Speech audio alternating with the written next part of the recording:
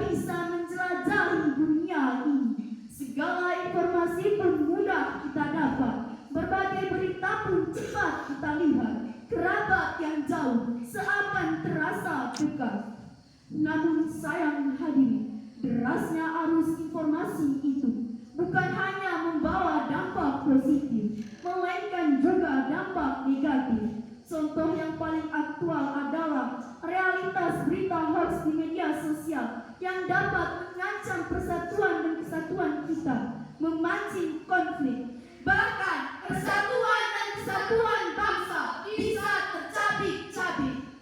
Pantaslah Humas Polda Bangka Belitung, Bapak Mawadi pernah berkata, satu peluru hanya mampu membunuh satu orang saja.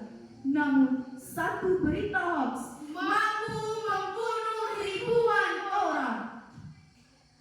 Hadirin, mengingat begitu besar dampak berita hoax di media sosial, pada kesempatan yang penuh ukhuwah ini, kami akan menyampaikan syarahan Quran yang berjudul Konsep Al-Quran dalam Menyikapi Berita Hoax, sebagai rujukan firman Allah dalam Al-Quran Surah An-Nur ayat 15 sebagai berikut. A'udzu billahi minasyaitonir rajim. Bismillahirrahmanirrahim. Talaqawnahu bi'alsinatikum wa taquluna bi'afwahikum ma laysa lakum bihi ilmu wa tahsabunahu hayyan wa huwa 'indallahi 'azim. Aku berlindung kepada Allah dari godaan syaitan yang terkutuk dengan menyebut nama Allah yang Maha Pengasih, Maha Penyayang. Ingatlah ketika kamu mendengar berita bohong itu dari mulut ke mulut, dan kamu katakan dengan mulutmu apa yang tidak kamu ketahui sedikitpun, dan kamu menganggapnya remeh, padahal dalam pandangan Allah itu soal besar. Hadirin wal hadirat yang kami banggakan, ayat tadi menurut para mufasir adalah sebagai jawaban dari fitnah yang menimpa istri Rasulullah SAW, Sayyidah Aisyah radhiyallahu anha, yang kita kenal dengan Aditul Ifki, berita bohong. Sepulang dari peperangan, berita bohong tersebut sangat menyiksa Rasulullah SAW sehingga merusak keharmonisan keluarga beliau. Selama sebulan, Sayyidah Aisyah radhiyallahu anha tinggal di rumah orang tuanya untuk menenangkan diri. Lalu turunlah ayat ini, 10 ayat sekaligus, yakni surah An-Nur ayat 11 sampai 20, yang membersihkan nama Aisyah dari fitnahan keji itu dan menerangkan hati keluarga Abu Bakar. Hadirin, perlu kita pahami bahwa realitas berita hoax benar-benar ada dalam kehidupan kita yang dapat menimpa siapa saja. Bukan hanya orang biasa, tetapi penguasa ulama, bahkan keluarga Nabi pun jadi sasarannya.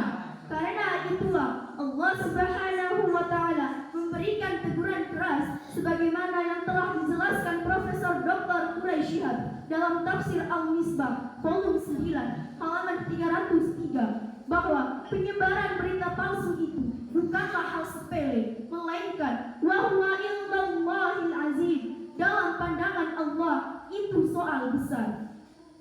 Hadirin, rendahnya literasi digital merupakan faktor utama dalam maraknya berita hoax. Apalagi di tahun politik ini, ujaran kebencian, narasi provokatif, dan pembunuhan karakter terhadap seseorang begitu mudah dilakukan hanya demi sebuah jabatan. Produsen hoax menyebarkan kebohongan hanya demi kekuasaan. Berbagai cara pun dihalalkan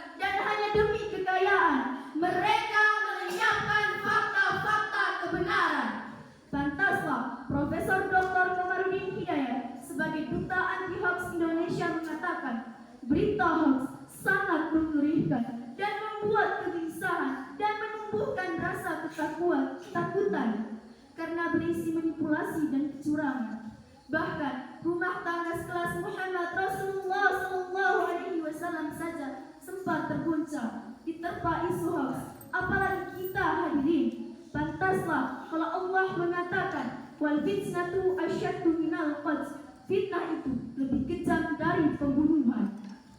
Hadirin, betapa banyak saudara kita yang terjadi korban penipuan, tergiur investasi bisnis bodoh, hingga rugi sampai miliaran. Terlibat sindikat barang haram, hingga buronan kepolisian, terpikir bujuk rayu pemilik akun palsu, hingga jadi korban pemerkosaan. Bahkan masyarakat awam pun terprovokasi dengan berita hoax, Hingga meringkuk dalam tahanan. Na'udzubillah. Hadirin, marilah kita sejenak merenungkan atas kekhilafan kita. Wahai hati yang tak berbuat, berhentilah merangkai kebohongan.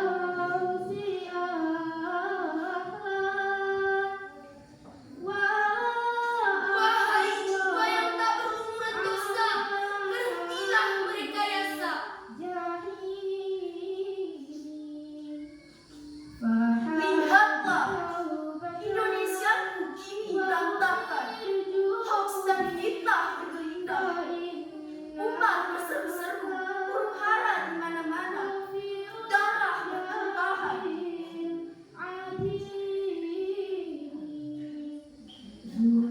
Kembalikan diri kepada jalan ilahi. Akhiri hoax dan provokasi. Agar damai negeri ini.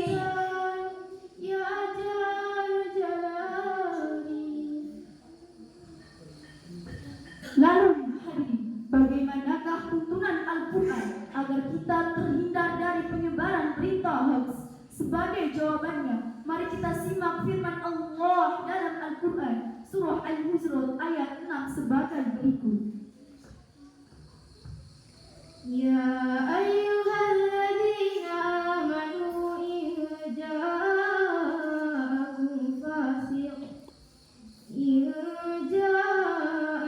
fasiqun binaba'in fatabayyanu an tusibu qauman bijahalatin fatusbihu ala ma fa'altum nadimin. Shadaqallahul azim.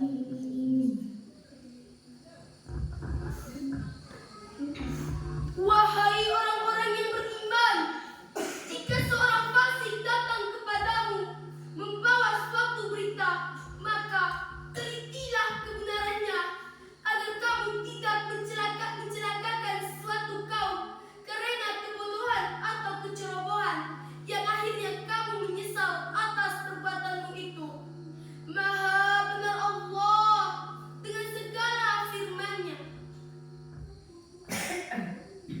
Ustadz-ustadz yang kami muliakan, hadirin wal hadirat yang kami banggakan, di dalam ayat tadi Allah Subhanahu wa Ta'ala perintahkan kepada kita agar bertabayun terlebih dahulu sebelum menerima suatu berita. Kata Fatamayyanu menurut Syekh A'idha Al-Qarni dalam tafsir Muqayyasah halaman 303 bahwa buktikanlah kebenaran suatu berita, telitilah dengan sungguh-sungguh, jangan mempercayainya sebelum mengetahui kebenarannya. Hadirin, mulai saat ini, marilah kita berhati-hati menggunakan media sosial, baca dan pahami Undang-Undang ITE nomor 19 tahun 2016 bahwa jangan menyebar suatu berita jika belum jelas sumbernya karena akan menjadi bencana. Hadirin, mulai saat ini, tahan jempolmu, saring sebelum sharing, Agar terhindar dari penyebaran berita hoax. Setuju? Sebagai kesimpulannya, hadirin, pertama, hoax adalah berita hoax, berita sosial yang dapat mengancam persatuan kita. Yang kedua, waspadalah terhadap berita hoax apapun tampilannya, tabayun terlebih dahulu. Tingkatkan literasi digital, jangan mau terpecah belah, Dihasut dan difitnah, setuju? Itu saja yang dapat kami sampaikan. Mohon maaf jika ada kesalahan. Yang selebihnya datang dari Allah dan yang kurangnya datang dari pribadi kami sendiri.